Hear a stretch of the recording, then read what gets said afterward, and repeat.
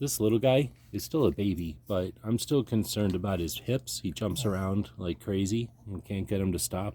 So I'm checking out these Coco and Luna hip and joint hemp treats. 90 soft chews in here. They've got a seal on the back. We'll cut that. Open up the top here, and we'll cut open this freshness seal. Oh, these are a nice size chew, and that's neat. They're in the shape of a heart. I think he'll really appreciate that. These are thick. They're a little big, but they're not so big that I have to break them in half or anything, even for this little guy. I think it's possible I might be able to get him to try one on video. Oh, look, he's willing to try one on video. I think he likes it. So I like that it's going to help his hip and joints.